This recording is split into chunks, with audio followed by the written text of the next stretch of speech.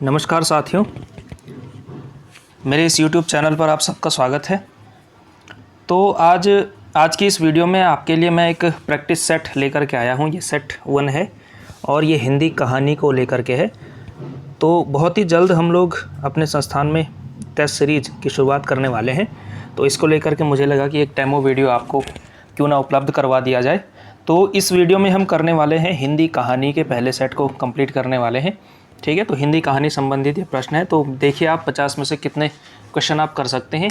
प्रश्नों का लेवल देखिए और अपने हिसाब से, और अलग अलग पैटर्न के जो है इसमें क्वेश्चंस मैंने रखे हुए हैं। तो एक डायनामिक अप्रोच के साथ आप लोग पेपर करेंगे, प्रैक्टिस करेंगे तो आपके लिए अच्छा होगा। तो बिना समय गंवाए हुए हम पहला क्वेश्चन करते हैं। इसमें जानवी कहानी के लेखक कौन है? जानवी कहानी के लेखक कौन है? अज्ञेय, बंग महिला, उपेंद्रनाथ अश्क या फिर जैनेन्द्र कुमार? तो इसका उत्तर क्या है आपका? ये इसका उत्तर है आपका जैनेन्द्र कुमार। ठीक है, जैनेन्द्र कुमार सिलेबस के व्यक्ति हैं। जैनेन्द्र कुमार की समस्त कहानियों का नाम, कहानी संग्रहों का नाम तो आपको कालक्रम सहित करना चाहिए। और आप इनके कहानी के जो है कहानियों का कालक्रम सहित याद करना चाहते हैं तो इसी चैनल के शॉर्ट्स वाले सेक्शन में आपको मिल जाएगा। जैनेन्द्र कुमार की सारी कहानियों को याद करने की ट्रिक मिल जाएगी आपको। तो उस ट्रिक के माध्यम से आप इनकी सारी कहानियों का नाम याद कर सकते हैं। अगला देखिए कि कहानी लेखन में निम्नलिखित में से किस तत्व की आवश्यकता नहीं होती? क्वेश्चन देखिए कि इनमें से किस तत्व की आवश्यकता कहानी लेखन में नहीं होती है। ठीक है, यथासंभव तुक और लय का ध्यान, भाषा शैली और प्रस्तुति की मौलिकता, अनुभव और संवेदना की प्रामाणिकता, या फिर वर्णनात्मकता और संवाद। तो देखिए, वर्णनात्मकता संवाद तो होना ही चाहिए, अनुभव और संवेदना की प्रामाणिकता भी होनी ही चाहिए, भाषा शैली और प्रस्तुति भी चाहिए ही चाहिए। इन सारे विकल्पों में से आप देखिए तुक और लय। तो देखिए, तुक और लय जो होता है वो कहानी लेखन से संबंधित नहीं है, वो कविता की चीज़ है। तुक हो या लय हो, कहानी में थोड़ी होता है तुक और लय। तो ए जो है इसका सही उत्तर होगा, यानी कि इसमें मूल इस तत्व की आवश्यकता नहीं होती है, बाकी सारे तत्व जो है इसके लिए आवश्यक होते हैं कहानी में। ठीक है, तो इस तरह के प्रश्न भी परीक्षा में पूछे जाते हैं, कॉन्सेप्चुअल क्वेश्चन, कॉमन सेंस के क्वेश्चन। और ये कहीं आपको नोट्स में नहीं मिलेगा, ये जो है तभी आप कर पाएंगे जब आपका कॉन्सेप्ट क्लियर होगा। ठीक है, तो ये कॉमन सेंस के द्वारा होने वाले क्वेश्चन है और 4 से 5 क्वेश्चन पेपर में इस तरह के आते हैं। केवल तथ्यात्मक करने से याद से काम नहीं चलेगा, आपको कॉन्सेप्ट भी तैयार करना पड़ेगा अपना। अगला क्वेश्चन देखिए, निम्नलिखित में से कौन कहानीकार प्रेमचंद युग में ही प्रतिष्ठा प्राप्त कर चुका था? और ये भी इसी तरह का प्रश्न है कि ये आपको कहीं नोट्स में नहीं मिलेगा, लेकिन ये आपको कॉमन सेंस के बेस पे करना है। कौन सा कहानीकार है जो प्रेमचंद युग में ही प्रतिष्ठा प्राप्त कर चुका था? कमलेश्वर, ममता कालिया, जैनेन्द्र या फिर हरिशंकर परसाई? तो देखिए, कमलेश्वर जो है नई कहानी आंदोलन के हैं, ममता कालिया स्त्री विमर्श एकदम स्वतंत्रता के बाद, हरिशंकर परसाई भी स्वतंत्रता के बाद के लेखक हैं। जैनेन्द्र कुमार एक ऐसे व्यक्ति हैं जो प्रेमचंद युग में ही प्रतिष्ठा प्राप्त कर चुके थे। और ये आपके लिए कैसे ये उत्तर बनेगा, ऑप्शन नंबर सी इसका उत्तर कैसे होगा? क्योंकि देखिए, प्रेमचंद युग समाप्त होते ही आपको क्या दिखाई देता है? उत्तर प्रेमचंद युग। और उत्तर प्रेमचंद युग में मनोविश्लेषणवाद और प्रगतिवादी कहानी मिलती है। ठीक है, तो मनोविश्लेषणवादी कहानीकार हैं जैनेन्द्र कुमार, तो इसका मतलब प्रेमचंद युग में ही प्रतिष्ठा प्राप्त कर चुके। इनमें से इनकी तुलना में तो कौन है सीनियर मोस्ट? जैनेन्द्र कुमार है। तो इस तरह से किया जा सकता है, समझ गए होंगे आप लोग। ये भी कॉमन सेंस का क्वेश्चन है। प्रेमचंद की किस कहानी में बाल चरित्र का अनोखा वर्णन किया गया है? बाल चरित्र, तो बाल चरित्र संबंधी प्रेमचंद की कहानी कौन सी है? आप लोग जानते हैं, ईदगाह जो कहानी है वो बाल चरित्र से संबंधित है। बाकी शतरंज के खिलाड़ी पॉलिटिकल कहानी है, राजनीतिक चेतना की कहानी है। ठीक है, अवध के नवाब और वहाँ के आसपास के जो विलासितापूर्ण सामंत थे उनकी कहानी है। कफन कहानी आप लोग जानते हैं कि गरीबी और भुखमरी कैसे व्यक्ति को संवेदनहीन बना देती है, वो कफन है। सभ्यता का रहस्य थोड़ा अलग प्रकार की कहानी है। इसमें थोड़ा ये दिखाया गया है कि जो बड़े लोग हैं वो क्या करते हैं कि मतलब बाहर से बहुत अच्छे दिखते हैं लेकिन अंदर से कितने भ्रष्ट हैं, ये इसका चित्रण आपको मिलता है। सभ्यता का रहस्य बड़ी अच्छी कहानी है ये भी, लेकिन ईदगाह जो है बाल चरित्र। अगला क्वेश्चन देखिए, प्रकाशन वर्ष के अनुसार निम्नलिखित कहानी संग्रहों का सही क्रम है। ये क्रम होना चाहिए था, सही क्रम। प्रकाशन के अनुसार कहानियों का सही क्रम, और ये प्रसाद की कहानियां हैं सारी, जयशंकर प्रसाद की। तो इसका जो सही क्रम होगा वो, अच्छा, प्रसाद की कहानियों का क्रम भी आपको शॉर्ट्स में मिल जाएगा।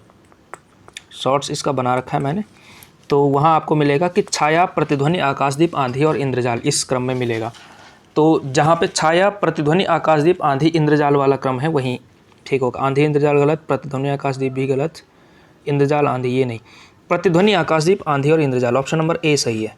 ठीक है, छाया, प्रतिध्वनि, आकाशदीप, आंधी और इंद्रजाल, ये क्रम सही है। इसका शॉर्ट्स आप ट्रिक में देख सकते हैं कालक्रम सहित। अगला क्वेश्चन देखिए, प्रेमचंद के तीसरे दौर की कहानियाँ किस श्रेणी में आती हैं? तीसरा दौर क्या है? वैसे प्रेमचंद के 2 दौर मुख्यतः माने जाते हैं, लेकिन पहला दौर अगर हम उर्दू कहानियों का ले तो उर्दू कहानियाँ पूरी तरह से आदर्शवादी, ठीक है। दूसरी कहानियाँ आदर्शोन्मुख यथार्थवाद वाली, और तीसरा जो युग है वो पूर्णतः यथार्थवाद या चरम यथार्थवाद का है। तो ऑप्शन नंबर ए इसका सही उत्तर होगा। तीसरा दौर क्या है? यथार्थवादी कहानियों का है। अगला क्वेश्चन देखिए, जबरा कुत्ता प्रेमचंद की किस कहानी का पात्र है?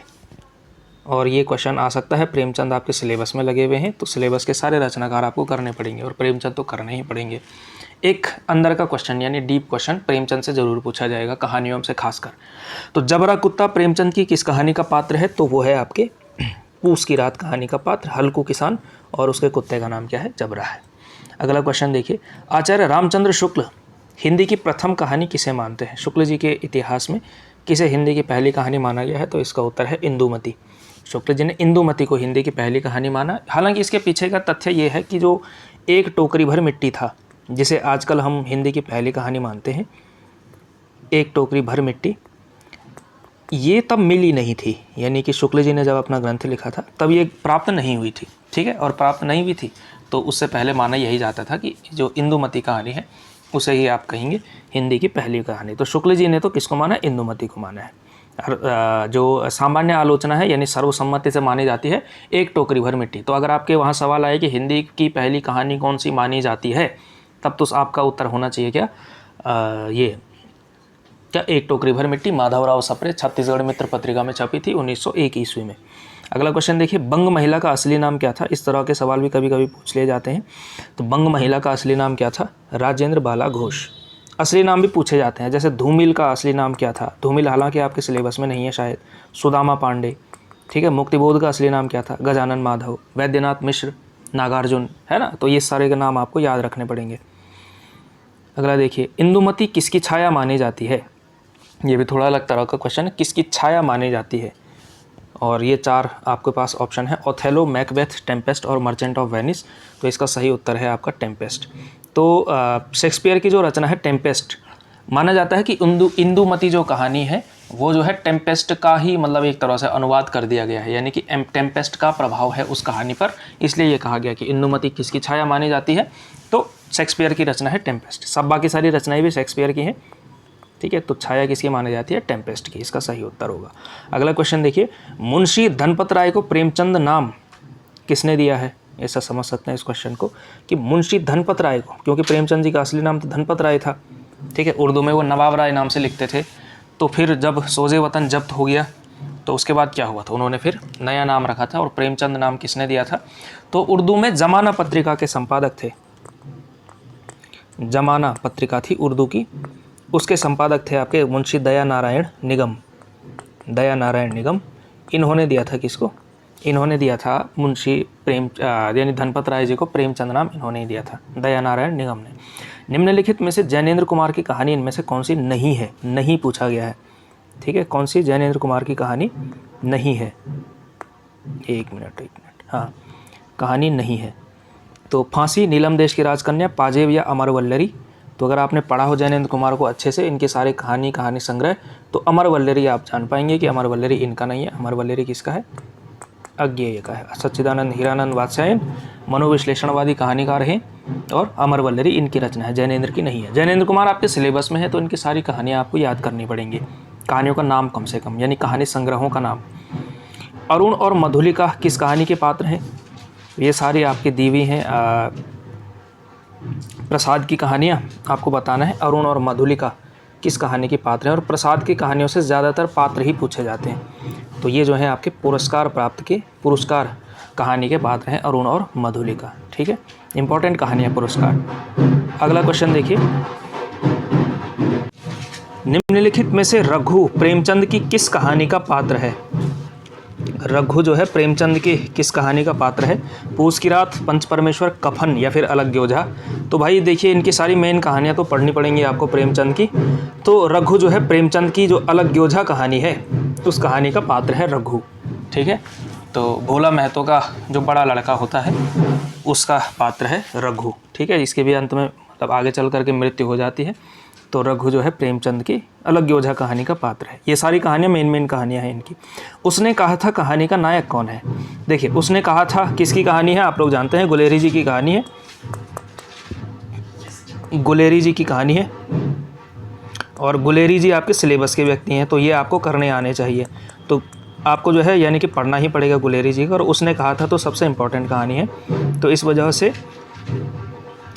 तो उसने कहा था कहानी का नायक कौन है? लहना सिंह, जानते होंगे आप लोग। उसने कहा था कहानी आपको पढ़नी ही पढ़नी है, कम से कम सारांश तो पढ़ना ही है। तो लहना सिंह। अगला क्वेश्चन देखिए, प्रेमचंद की कौन सी कृति अंग्रेज़ों द्वारा जब्त कर ली गई थी? अंग्रेज़ों ने कौन सी कृति जब्त की थी? कायाकल्प, उपन्यास, सोजे वतन, निर्मला या इनमें से कोई नहीं? तो जो उनका उर्दू का कहानी संग्रह था सोजे वतन, ये जो है जब्त कर लिया गया था। इसमें 5 देशभक्ति की कहानियाँ थी। 1907 में ये प्रकाशित हुआ था, उर्दू में प्रकाशित हुआ था, नवाब राय नाम से हुआ था। लेकिन बाद में क्या हुआ, अंग्रेज़ों ने जो है इसको जब्त कर लिया, इसकी जो छपी हुई प्रतियाँ थी उसको जला दिया। तो ये जो है एक महत्वपूर्ण बात है। इसी के बाद उन्होंने अपना नाम प्रेमचंद लिखा। अगला क्वेश्चन देखिए, ये प्रकाशन काल होना चाहिए, प्रकाशन काल। तो प्रकाशन काल के अनुसार निम्नलिखित कहानियों का सही क्रम क्या है? परिंदे, ईदगाह, आकाशदीप, उसने कहा था। अब देखिए, इसमें आप सीधे सीधे कैसे कर सकते हैं, आपको जो है ये बहुत आसान हो सकता है आपके लिए। देखिए, इन सब में से प्रेमचंद पूर्व युग की कहानी है, उसने कहा था, यानी कि सबसे पहले तो यही आएगी। तो यहीं से बी वाला क्वेश्चन आपका सही हो गया, बाकी सारे ठीक क्रम पे हैं। उसने कहा था उस कहानी है। आकाशदीप प्रसाद की कहानी है। ईदगाह प्रेमचंद की कहानी है। परिंदे नई कहानी आंदोलन की है। निर्मल वर्मा बहुत बात के हैं। तो परिंदे लास्ट में आनी चाहिए, उसने कहा था सबसे पहले आनी चाहिए। आकाशदीप ईदगाह में थोड़ा कन्फ्यूजन हो सकता है, तो यहाँ से आप देख सकते हैं। उसी के बेस पर आपका पूरा क्वेश्चन हो गया है, ठीक है। तो उसने कहा था, और जो है ऑप्शन नंबर बी इसमें सही है। तो कालक्रम वाले क्वेश्चन ऐसे करने पड़ते हैं, ठीक है। एकदम साल याद नहीं करना पड़ता कि ये वाली अब ये वाली लिखी गई, अब ये वाली लिखी गई, ये 1915 में, ये 1922 में, वरना केवल तिथियां ही याद करते रह जाओगे, कुछ याद होगा नहीं आगे का, ठीक है। कॉन्सेप्ट के बेस पर के कॉमन सेंस लगा करके इस तरह के क्वेश्चन किए जाते हैं, तो तिथियां याद करने की ज़रूरत नहीं है। हाँ, कुछ मेन कहानियाँ हैं, कुछ मेन रचनाएँ हैं जिनका आपको याद होना चाहिए। जैसे रामचरितमानस का आपको याद रहे 1574 ईस्वी यानी संवत 1631, या फिर कामायनी याद रहे 1936, कफन याद रहे 36, गोदान याद रहे 1936, इस तरह के। या फिर मोहन राकेश का जो आषाढ़ का एक दिन है 1958। तो कुछ बहुत मेन रचनाएं हैं, 15-20 रचनाएं, उनका थोड़ा याद रहना चाहिए ताकि उसके बेस पर आप बाकी सवाल कर पाएँ, ठीक है। तो वो करने हैं मेन, बाकी सारे सब हर रचना का अगर आप तिथियां याद करते रहेंगे तो बस दिमाग का एक बड़ा हिस्सा तिथियों में ही चला जाएगा, और तिथियां पूछी भी नहीं जाती हैं ज़्यादातर, तो वेस्ट नहीं करनी है अपनी एनर्जी। अगला क्वेश्चन देखिए, हिंदी में किनको मनोविश्लेषणवादी लेखक त्रय के रूप में स्वीकार किया जाता है? यानी कि मनोविश्लेषणवाद के जो लेखक त्रय हैं, लेखक त्रय मतलब 3 लेखकों का एक जो तिगड़ी होती है ना, उसके बारे में पूछा गया है कि लेखक त्रय कौन है, मनोविश्लेषणवादी लेखक त्रय के रूप में किसको जाना जाता है। तो जानते होंगे आप लोग कौन कौन है वो। क्या हो रहा है आज? एक तो हैं आपके अज्ञेय, एक हैं जैनेन्द्र कुमार, और एक हैं आपके इलाचंद्र जोशी। तो देखिए ये वाला विकल्प कौन सा विकल्प है ये, तो इसका सही उत्तर है जैनेन्द्र, इलाचंद्र और अज्ञेय, ऑप्शन नंबर ए ही है। देखिए देवराज इसमें बाकियों में रखे हुए हैं, तो देवराज वाला ऑप्शन गलत होगा। हाँ, देवराज जो आते हैं वो मनोविश्लेषणवादी उपन्यास में ज़रूर आते हैं। इनका एक बड़ा प्रसिद्ध उपन्यास है अजय की डायरी, तो वहाँ ये आते हैं, ठीक है। तो ये आपको ज़रूर ध्यान रखना। लेकिन कहानियों में ये 3, जैनेन्द्र, इलाचंद्र जोशी और अज्ञेय। अगला लिखिए, कानों में कंगना कहानी के लेखक कौन है? ये प्रेमचंद पूर्व युग की कहानी है। कानों में कंगना के लेखक कौन है? वो इसके लेखक हैं आपके राधिका रमण प्रसाद सिंह, कानों में कंगना, ठीक है। महत्वपूर्ण कहानी हो सकती है, याद रखना चाहिए। थोड़ा बहुत सिलेबस से इतर भी विख्यात रचनाकार याद रहें तो अच्छा रहेगा। अगला देखिए, कहानी की निम्नलिखित तत्वों में सर्वाधिक महत्वपूर्ण और आवश्यक तत्व कौन सा है? उद्देश्य, कथावस्तु, पात्र या फिर देशकाल। तो कहानी पूछा गया है, तो कहानी में सबसे इंपॉर्टेंट तो कथावस्तु ही होगा। कथावस्तु ही नहीं हुई तो कहानी ही क्या हुई। हो सकता है कोई कहानी का उद्देश्य हो ही ना, हो सकता है, निश्चित रूप से हो सकता है। बहुत सारी कहानियों का कोई उद्देश्य नहीं है, केवल और केवल मतलब एक कथा वस्तु का प्रस्तुतिकरण, कुछ ना कुछ दे देना, वही उसका उद्देश्य है। हो सकता है किसी में पात्र हो ही ना, बिना पात्र के भी कहानियाँ होती हैं, ठीक है। बिना घटनाओं के कहानियाँ हो सकती हैं, देश काल के बिना भी कहानियाँ हो सकती हैं, ठीक है। लेकिन कथा वस्तु जो है, मतलब ये सारी होने चाहिए, ऐसी बात नहीं है, उद्देश्य भी होता है, पात्र भी होते हैं, देश काल सारी चीज़ें होती हैं, लेकिन अगर ये सब ना हो और कथा वस्तु ना हो तो फिर वो कहानी रह ही नहीं जाएगी। तो सबसे महत्वपूर्ण जो तत्व है इन सारे विकल्प, 4 विकल्पों में से तो कथा वस्तु को ही आप कहेंगे कि वो सबसे महत्वपूर्ण आवश्यक तत्व है। 21वां देखिए, निम्नलिखित में से दलित जीवन पर आधारित प्रेमचंद की कहानी कौन सी है? दलित जीवन पर आधारित। और आप देखिए इसमें विकल्प सदगति नहीं है, मुझे पता है सदगति सबको आता है। ईदगाह, घर जमाई, ठाकुर का कुआं और गुल्ली डंडा। तो जिसने ठाकुर का कुआं पढ़ी हुई होगी वो निश्चित रूप से कर पाएगा। ऑप्शन नंबर सी जो है ठाकुर का कुआं, इस तरह की कहानी है, ठीक है। तो ये है भाई, ठाकुर का कुआं भी दलित जीवन पर आधारित कहानी है। अगला क्वेश्चन देखिए, उसने कहा था कहानी का प्रकाशन वर्ष क्या है? प्रकाशन वर्ष उसने कहा था, कहानी का पूछा गया है, तो उसने कहा था कहानी का प्रकाशन वर्ष क्या है? हाँ, इन कहानियों का आपको पता होना चाहिए, 1915 ईस्वी, ठीक है। तो जैसे उसने कहा था कहानी आपको पता हो, क्योंकि प्रेमचंद पूर्व युग की सबसे महत्वपूर्ण कहानी यही है, तो इसका तो आपको पता होना ही चाहिए।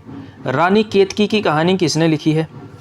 क्योंकि हिंदी की पहली कहानी संबंधी विवाद में ये कहानी आती है, रानी केतकी की कहानी, तो ये लिखी है किसने? इंशाअल्लाह खान ने, ठीक है। ऑप्शन नंबर बी इसका सही उत्तर होगा। अगला क्वेश्चन देखिए, प्रेमचंद के निम्नलिखित में से किस कहानी को उत्तर आधुनिक विमर्शों में से वृद्धावस्था विमर्श के अंतर्गत रखा जा सकता है?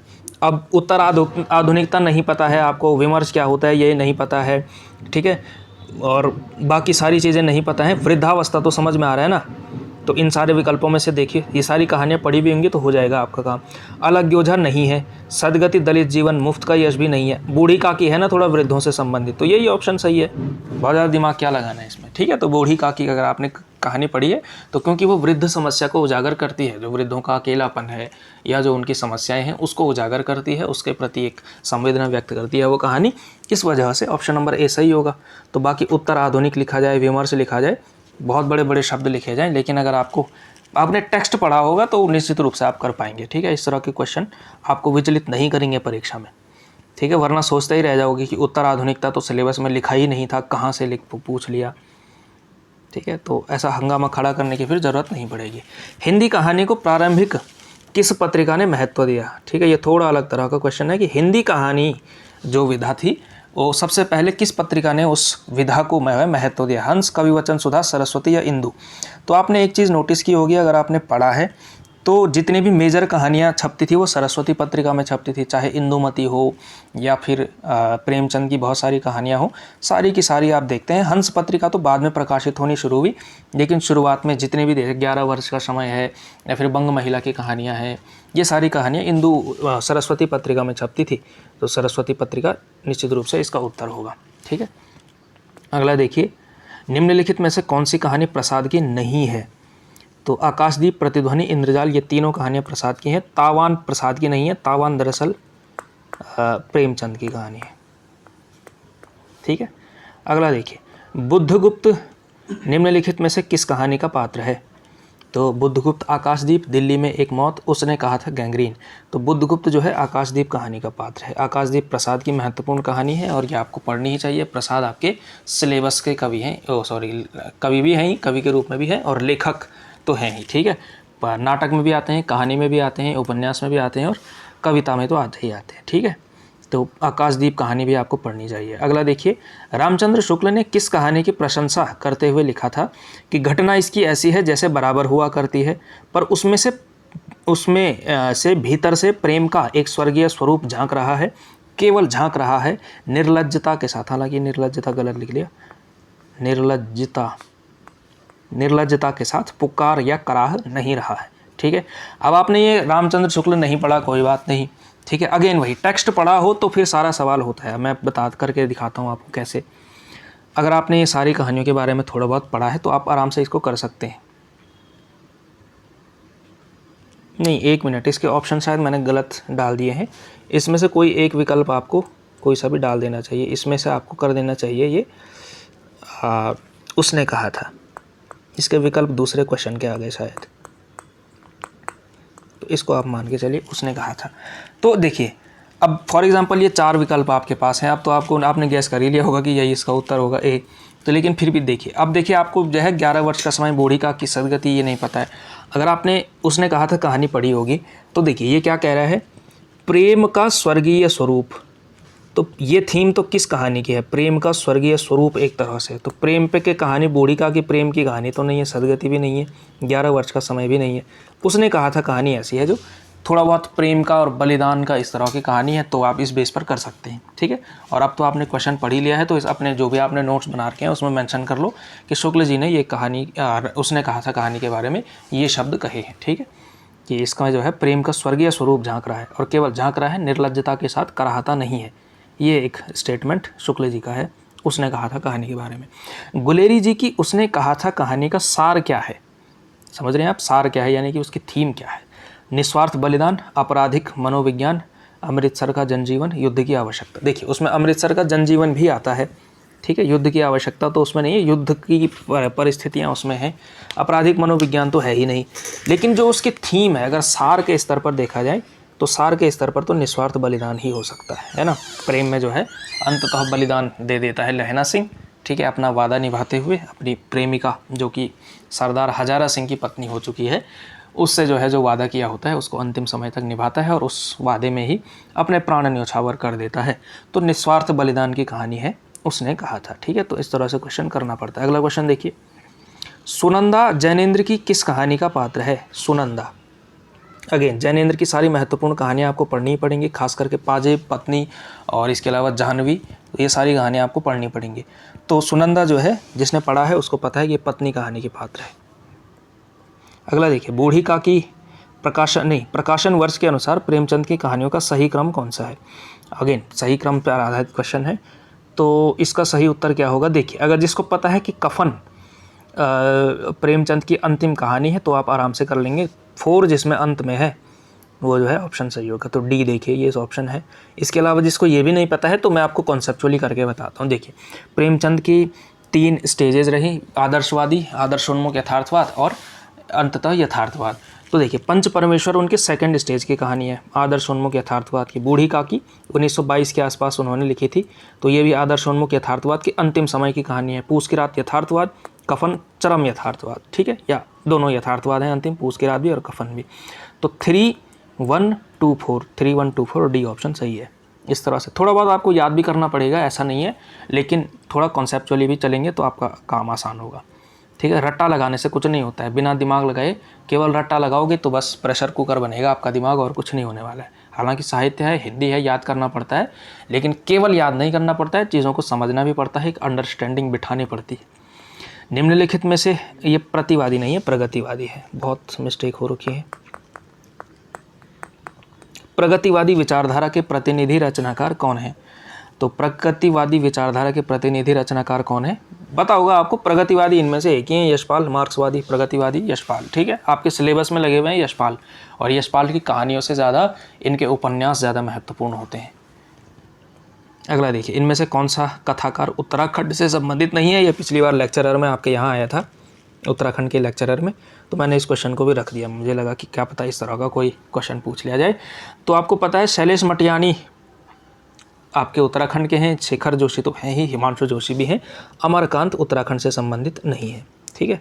तो थोड़ा इस तरह के क्वेश्चन भी पूछ लिए जाते हैं, तो इनको लेकर के भी आप सचेत हो सकते हैं, ठीक है। थोड़ा पता हो, शैलेश मटियानी आपके सिलेबस में लगे हुए हैं, तो ये पता होना चाहिए आपको कि इनका संबंध कहाँ से। यहाँ से हालांकि आंचलिक उपन्यास इन्होंने जो लिखे हैं वो कुमाऊँ जीवन के बारे में लिखे हैं, तो भी आप गैस कर सकते हैं कि ये जो है उत्तराखंड से संबंधित है।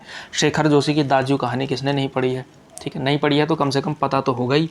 और हिमांशु जोशी भी आपके उत्तराखंड से संबंधित रचनाकार हैं। अगला क्वेश्चन देखिए, फ्लैशबैक पद्धति पर लिखी गई हिंदी की पहली कहानी कौन सी है। तो फ्लैशबैक पद्धति पर लिखी गई है आपकी उसने कहा था कहानी। उसने कहा था, मैंने इतने सारे क्वेश्चन इसलिए रखे हुए हैं क्योंकि प्रेमचंद पूर्व युग से अगर कोई कहानी आएगी तो इसी पर आएगा भाई क्वेश्चन, और कुछ भी आ सकता है, इसलिए इस कहानी को अच्छे से तैयार करना है। अगला देखिए, प्रसाद की पहली कहानी कौन सी थी। निश्चित रूप से तो प्रसाद की पहली कहानी ग्राम थी, 1911 इंदु पत्रिका में छपी थी। अगला देखिए, डायरी के नीरस पृष्ठ किसकी कहानी, ये कहानी है, कहानी संग्रह भी है, तो ये भी आपके सिलेबस के व्यक्ति हैं, इनका नाम है इलाचंद्र जोशी।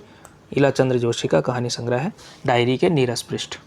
अगला देखिए, निम्नलिखित में से एक कहानी प्रेमचंद की लिखी हुई नहीं है, वो कौन सी कहानी है? पत्नी, पूस की रात, कफन या कजाकी। अब देखिए, अब हो सकता है पूस की रात और कफन तो आपको पता है ये प्रेमचंद की हैं, अब दोनों में कन्फ्यूजन हो गया, पत्नी और कजाकी। तो अब काम आते हैं आपके जैनेंद्र कुमार। अगर आपने जैनेंद्र कुमार को अच्छे से पढ़ा होगा तो आराम से कर सकते हैं आप कि पत्नी जो कहानी है, पत्नी कहानी प्रेमचंद की लिखी हुई नहीं है, वो जैनेंद्र कुमार की कहानी है। तो ये आपका सही उत्तर होगा। इस तरह से आप कर सकते हैं सवाल को। तो कजाकी, इसका मतलब कजाकी भी प्रेमचंद की ही कहानी है, थोड़ा कम प्रसिद्ध कहानी है लेकिन है ही। पत्नी जो है प्रेमचंद की कहानी नहीं है, जैनेंद्र कुमार की कहानी है। ठीक है, तो निम्नलिखित में से जैनेंद्र कुमार की कहानी कौन सी नहीं है? खेल, पाजेब, नीलम देश की राजकन्या और रात्रि की महक। अब यहाँ पर काम आते हैं आपके कौन? फणीश्वरनाथ रेणु। रेणु भी आपके सिलेबस में है। तो रात्रि की महक जो है फणीश्वरनाथ रेणु की है। आदिम रात्रि की महक है दरअसल इसका पूरा नाम। ये रात्रि की महक भी कभी कभी मिलता है। ठीक है, तो ये इसका सही उत्तर होगा। तो ऐसा पढ़ना पड़ेगा भाई, सारे रचनाकार पढ़ने पड़ेंगे, एक दो से काम नहीं चलेगा। पूरा सिलेबस करेंगे तो आराम से आपका तैयार हो जाएगा। निम्नलिखित में से कौन ईदगाह कहानी का पात्र नहीं है? ईदगाह कहानी का पात्र आप देखिए, जुम्मन शेख जो है पंच परमेश्वर कहानी का है। महमूद और मोहसिन ये दो बच्चे हैं, ये ईदगाह कहानी के आते हैं। तो 1 और 3 जहाँ पर है ऑप्शन नंबर बी, ये जो है ईदगाह कहानी के पात्र नहीं है, यानी जुम्मन शेख और भजन सिंह। बाकी महमूद और मोहसिन तो ईदगाह कहानी के पात्र हैं ही। तो बच्चे हैं जो कुछ ना कुछ खिलौने लेते हैं, हामिद के दोस्त हैं। अच्छा देखिए, इनमें से असत्य कथन पहचानना है आपने। तो रामचंद्र शुक्ल ने प्रेमचंद को हिंदी का सर्वश्रेष्ठ उपन्यासकार कहा है। दुलाई वाली कहानी 11 वर्ष का समय के बाद लिखी गई। उसने कहा था कहानी सरस्वती में 1915 में प्रकाशित हुई और रक्षाबंधन हरिकृष्ण प्रेमी ने लिखी थी। ठीक है, अब देखिए, रामचंद्र शुक्ल ने प्रेमचंद को हिंदी का सर्वश्रेष्ठ उपन्यासकार कहा है, सही बात है। दुलाई वाली 1907 में लिखी गई, ये 1903 में लिखी गई थी, तो ये भी सही बात है कि दुलाई वाली बाद में लिखी गई। उसने कहा था सरस्वती में प्रकाशित हुई थी। रक्षाबंधन हरिकृष्ण प्रेमी की कहानी नहीं है, रक्षाबंधन इनका एक नाटक है। ठीक है, हालांकि आप इससे भी कर सकते हैं कि भाई ये तीनों ऑप्शन अगर आपने कहानी के ठीक से कर रखे हैं तो आप डी ऑप्शन पे आराम से टिक कर सकते हैं। अगला देखिए, निम्नलिखित में से मनोविश्लेषणवादी कहानीकार कौन सा नहीं है? तो मनोविश्लेषणवादी कहानीकार आपने अभी देखा कि अज्ञेय, इलाचंद्र जोशी और जैनेंद्र कुमार है, प्रसाद नहीं है। ठीक है, तो ऑप्शन नंबर बी इसका उत्तर होगा। निम्नलिखित में से प्रगतिवादी कहानीकार नहीं है, ये फिर से अगेन वही, प्रगतिवादी कहानीकार नहीं है। तो प्रगतिवादी कहानीकार कौन नहीं है इनमें से? यशपाल भी हैं, राहुल सांकृत्यायन भी है, नागार्जुन भी है। सूर्यकांत त्रिपाठी प्रगतिवादी कहानीकार नहीं है। ठीक है, तो ये है, कहानियाँ लिखी जरूर है निराला जी ने। अगला देखिए, वोल्गा से गंगा किसकी कहानी है? ये बहुत प्रसिद्ध है भाई, कहानी संग्रह है वोल्गा से गंगा, और ये राहुल सांकृत्यायन जी की कहानी है। ठीक है, अगला देखिए, निम्नलिखित में से इलाचंद्र जोशी की कहानी नहीं है। कहानी नहीं है पूछ रहा है, इलाचंद्र जोशी की कहानी नहीं है। धूप रेखा, दिवाली और होली, खंडहर की आत्माएं, तर्क का तूफान। अब यहाँ काम आएंगे आपके, यशपाल पढ़ा होगा तो आराम से कर लेंगे। तर्क का तूफान यशपाल का कहानी संग्रह है, इलाचंद्र जोशी का नहीं है। अगला देखिए, निम्नलिखित में से भगवती चरण वर्मा की रचना नहीं है। अब ये थोड़ा भगवती चरण वर्मा थोड़ा अलग भी आ सकता है, लेकिन ये भी आप क्वेश्चन आराम से कर सकते हैं। कैसे हैंडल कर सकते हैं? अगर आपने जैनेंद्र कुमार पढ़ा है तो आपको पता होगा कि फांसी तो जैनेंद्र कुमार की रचना है, तो ऑप्शन नंबर सी भगवती चरण वर्मा की नहीं होगी। ठीक है, तो ऐसा भी क्वेश्चन पूछा जा सकता है, किसी अन्य का पूछ लिया, ऑप्शन में आपके सिलेबस का व्यक्ति है। तो सिलेबस के रचनाकार करने हैं, बहुत ज़्यादा दिमाग नहीं लगाना है। जैनेंद्र कुमार की पहली कहानी कौन सी है? जैनेंद्र कुमार की पहली कहानी खेल है। अगला, रोज़ कहानी किसकी है? तो रोज़ जो है एक गैंग्रीन भी इसका एक अन्य नाम था, और ये कहानी आपकी अज्ञेय की कहानी है, बहुत प्रसिद्ध कहानी है। अगले देखिए, मनोविश्लेषणवाद किसका दर्शन है? तो ये पता होना चाहिए आपको, मनोविश्लेषणवाद सिगमंड फ्रॉइड का दर्शन है। इसके अलावा सार्त्र का अस्तित्ववाद है, मार्क्सवाद नाम से भी चलता है, साम्यवाद भी नाम चलता है। नीत्शे का कोई ऐसा दर्शन का नाम नहीं है, लेकिन उसको आप थोड़ा बहुत मतलब अस्तित्ववाद के बहुत शुरुआती दार्शनिकों में से एक मान सकते हैं। अगला देखिए, निम्नलिखित में से अज्ञेय का कहानी संग्रह नहीं है। अज्ञेय का कहानी संग्रह इनमें से कौन सा नहीं? विपथघात, परंपरा, दो चिड़िया या शरणार्थी। तो दो चिड़िया आप लोग जानते हैं, जैनेंद्र कुमार का कहानी संग्रह है। ठीक है, तो सिलेबस का आदमी काम आएगा यहाँ पर भी। गदल किसकी कहानी है? तो गदल जो है रंगे राघव की कहानी है। ठीक है, तो इस तरह से होते हैं आपके 50 प्रश्न। ठीक है, तो उम्मीद करूँगा आपको ये वीडियो हेल्पफुल लगा होगा। इसी तरह से आपको अपनी प्रैक्टिस करनी है। ठीक है, और पढ़ते रहिए आप लोग। और 30 जून तो अब आपका पेपर नियत हो ही चुका है, तो पढ़ते रहिए, मस्त रहिए, और चैनल को सब्सक्राइब ज़रूर कीजिए। ठीक है, तो थैंक यू, आपका बहुत बहुत धन्यवाद।